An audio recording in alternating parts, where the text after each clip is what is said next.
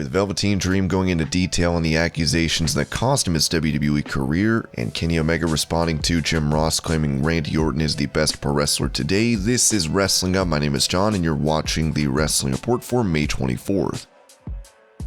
Before we get into the rest of the video, make sure you subscribe to Wrestling Up and turn on all notifications to stay up to date with everything in the world of pro wrestling.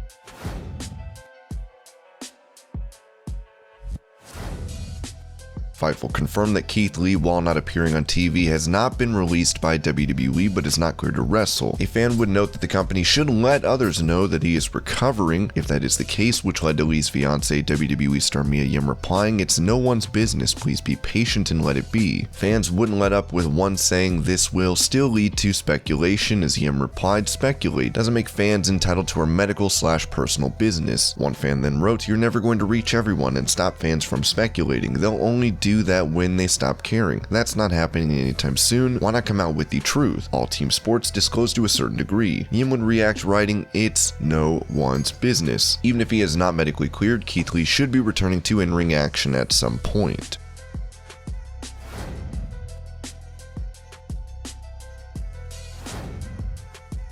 As WWE has set out dates to return to live touring beginning on July 16th, WWE released a liability waiver. It's very long and detailed, to say the least, with a small portion basically saying you have no right to sue when attending this event. "I fully and forever waive any and all claims, suits, actions, causes of action, liabilities, losses, and demands against the released parties, and fully and forever release, discharge, and covenant not to sue the released parties from any and all claims and any and all liability or responsibility for any loss, injury, illness, and or any other damage, including death, I may sustain in any manner aspiring from or related to the activity, including without limitation any claims arising from or related to the negligent acts or omissions of the released parties or other events participating or attendees." As stated, July 16th will be the start to WWE's 25-city tour, as we await the other 20-some-odd locations to be announced.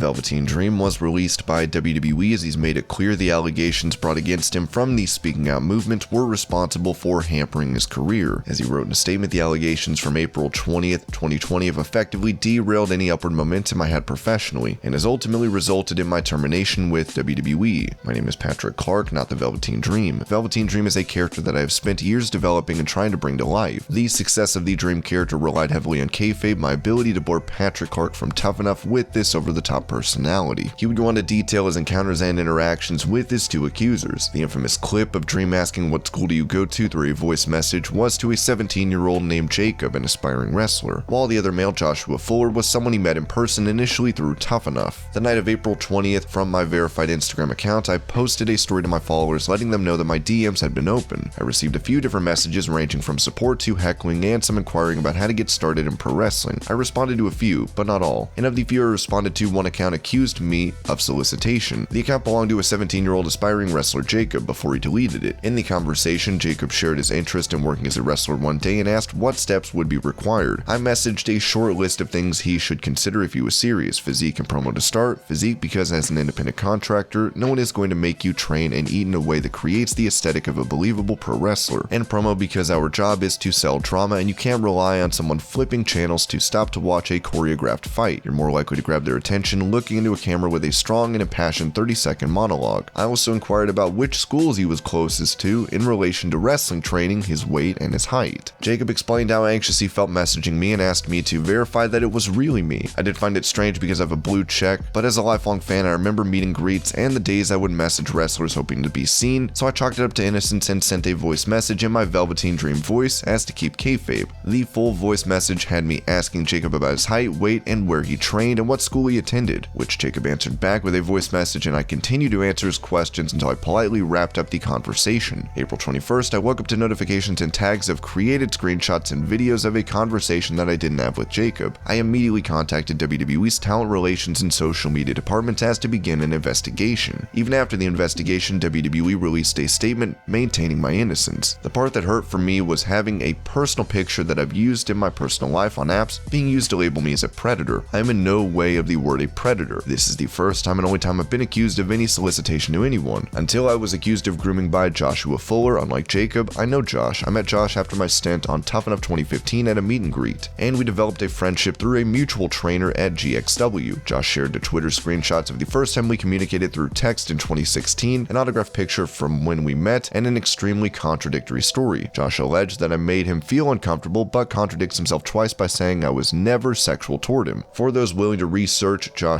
tweet accusing me, Josh's messages are in blue and mine are in gray. Josh claimed that he was a 16-year-old high school graduate and that he takes yearly trips with his friend to Orlando, Florida. I doubted what he told me, yet I kept my replies diplomatic and professional. The reality of these situations is that I was very helpful and respectful to Josh. Josh lives with his grandparents in rural southern Maryland. Josh got a concussion in 2017 and against my advice insisted on wrestling. My worry came from Josh severely injuring himself, specifically his brain. I suggested he take time off from training to see a doctor. He declined because he believed he could work through the concussion, and I cut all communication with him in 2018 because I didn't want to be partially responsible had he worsened his injury. So to have him accuse me of predatory behavior because I chose not to help was spiteful. Josh and Jacob are two of many people that have helped, yet these are the only two who have found me to be malicious and predatory in how I go about helping others. What wasn't shared at the time, Josh Fuller reached out to Jacob over social media before Josh put out his own accusation. When this came out, Josh Fuller temporarily deleted his Twitter account, which is important because in all of the social media confusion, Fuller is the only one who suggested that an investigation had not been done and that he had not been contacted. Jacob deleted his social media after he was outed for being a member of an anti-black group chat. There is a public forum where people are buying and selling and sharing explicit photos and videos of multiple wrestlers, and no one has done anything to have this site taken down. All in all, this entire experience defamed my character and ultimately accomplished what it sought out to do, and that was to see me released. My hope is that over time people can put two and two together and realize that all the allegations surrounding me were baseless and untrue from jump. I felt strongly about not needing to defend myself on social media for a while now, but I understand the audience I work for and those who know me deserve clarity. I'm thankful for the opportunities afforded to me and the memories I have as a receipt. God has always had me and he always will. Dream is officially over, but Patrick Clark lives to fight another day.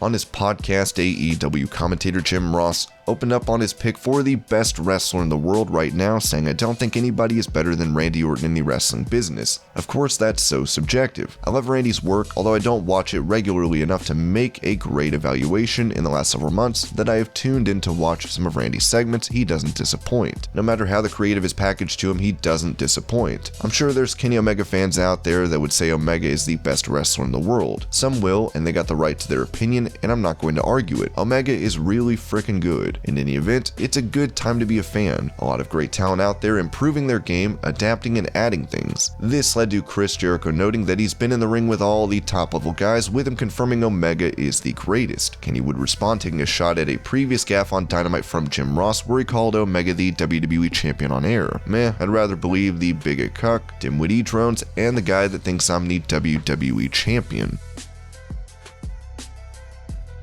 And this was your Pro Wrestling News Update. I hope you're all having a great day. Thank you so much for watching, and I'll see you later.